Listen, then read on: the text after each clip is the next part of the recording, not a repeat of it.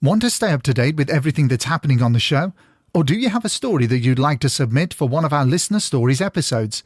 You can get in touch with the show via the website at www.hauntedukpodcast.com, on Instagram at hauntedukpodcast, on X at hauntedukpod, or you can email us at contactus@hauntedukpodcast.com. We're also on Facebook and TikTok. And if you want to support the show, you can do it via either Patreon or Ko-fi. Both platforms have exactly the same content, but work in slightly different ways. One of the advantages of Patreon is its sleek user interface, but if you want to avoid those pesky additional charges Apple, Google, and Patreon apply to your subscription, then why not give Ko-fi a try? Simply open a browser window and type ko-fi/Haunted UK Podcast. That's Ko-fi/Haunted UK Podcast, and you'll soon find us.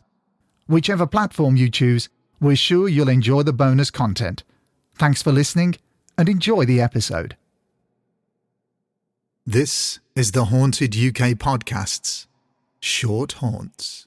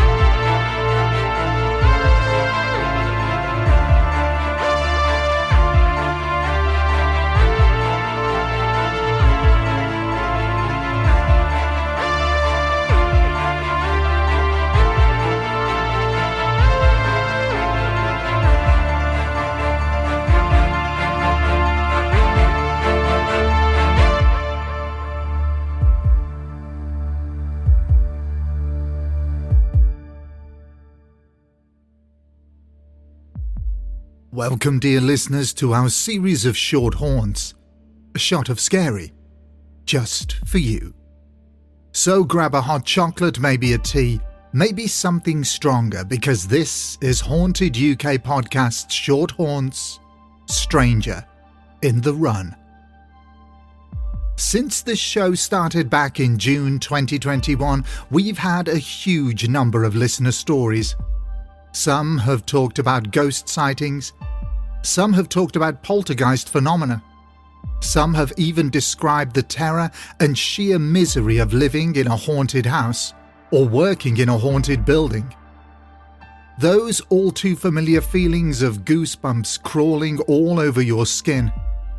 That horrible sensation of being watched, convinced that someone or something is behind you. Some of these stories have been developed into full episodes, such as one back in April 2023, episode 33, Working with the Unknown. The truly terrifying experiences of a listener named Carol, whose working environment became a place that was almost too unbearable to be in. The following short haunt also deals with a strange incident which happened to a listener while they were at work. But this working environment is like nothing we've ever heard of on this show before. A place of work where scares, frights, and shocking characters are an everyday occurrence. Part of the job, in fact. So it shouldn't be a surprise to learn that many members of the public would actually pay to enter a location and be scared out of their wits. Humans are, after all, curious and inquisitive creatures, and being scared or frightened activates many responses in our body, such as fight or flight, huge adrenaline rushes that can enable some people to accomplish incredible feats of strength, or switch on truly unbelievable modes of survival instincts. So you'd be forgiven for thinking that working in such a strange environment would prepare you for most things. After all, you're surrounded by scares and horrors throughout your working day. But what if something had been in that building long before you, or anyone else had been working there? What if something had been roaming the various rooms and corridors for decades, and looked so real that the majority of people wouldn't even notice anything wrong. This is what we're going to hear about in this short haunt. So without any further delay, let's hand over to our listener Tony as he guides us through his strange and unusual experience. I've always watched shows like Most Haunted for as long as I can remember. Up until the experience which happened to me, I was a skeptic and viewed these types of shows as a curious way to try and understand paranormal phenomena. Not to judge, ridicule, debunk, or view those who'd had experiences in a negative way, but more so to try and search for answers as to why and how these things can happen in our modern world. My name is Tony, and the story I'm about to tell you took place in a rather unusual place of work. I'll keep the actual name of the attraction anonymous, but I'll try my best to describe what it is and what goes on there. The venue itself consists of 3 main houses, and these are split up into various sections and themes. The house that I would be working in was called Psychosis, and was set up to purposely play on the wacky and weird phobias that people have of such things as the dark, clowns, porcelain dolls, stuff like that. There was even a bad Santa character, which I actually got to play a few times while I worked there. Of course, in these houses, there was a huge amount of strange horror and occult items that all had their own stories to tell, and these would become woven into the experience I ended up having. So, back to Psychosis. The entrance had a type of ticket booth operated by a specific character, and this character would meet and greet those willing victims who were brave enough to enter the attraction. They would be wished good luck, then directed to a large cylindrical corridor that rotated around the customers who walked across a bridge with matching lighting effects. This usually meant that customers would be walking through this section hanging on for dear life because of the effect that the rotating corridor had on them. So, back in 2014, I found myself going along to a recruitment night for this local scare attraction, which is still one of the top-rated ones in the UK. I'd actually been attending this attraction as a customer for years, and because my cousin knew that I loved anything and everything horror-related, she got me involved. So, after a few training nights, I got the job, and was given a role and a place where I would be working, which was known as the Run. Now, over the time that I'd been in training, I'd been made aware of stories of items moving of their own accord, the horror and occult items which I mentioned earlier.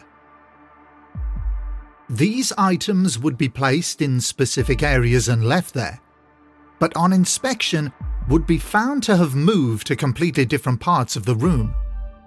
One item in particular had a very strange backstory. It was a taxidermy dog which was allegedly cursed. This dog, which was a small Pomeranian, was posed laying down on its stomach, looking off to its left, with a cheeky if somewhat sinister twinkle in its eyes. This item had apparently been part of a movie production set, which had been struck by a number of terrible tragedies. The dog was deemed to have been responsible for these incidents and promptly removed. The owner of the attraction managed to acquire the dog from an auction, and its reputation as a weird and curious item continued, as it would also seemingly move around of its own free will.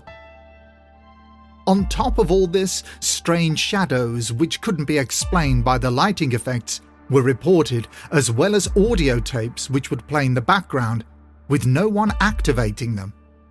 Again, being a skeptic and also loving the horror genre as a whole, these stories were interesting, but not particularly scary to me. My place on the night of my experience was a church. It had a pulpit, benches, and looked like the real interior of a typical church. With this being situated on the run, customers would have to come into me, finding me stood on the pulpit. I'd be dressed as a character known to those knowledgeable of the occult and satanic worlds as Baphomet, a huge horned devil-type creature with goat-like features.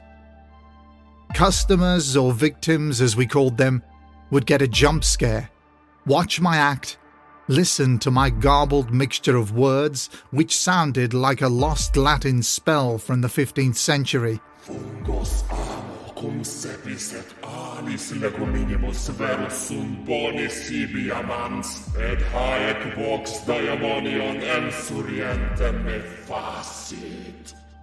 And then walk past me to the exit, which was a tunnel to my immediate right.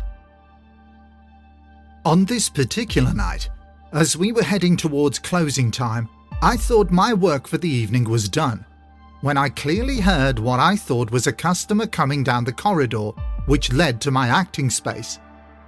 I began to gear myself up to play my part, when all of a sudden, a guy pops into view, dressed very oddly. Now, this wasn't unusual to see at all, as many customers would turn up in costume for the fun of it, and we would love that. So I spring into action and do my bit for this customer, after which he took a step back, began laughing and said,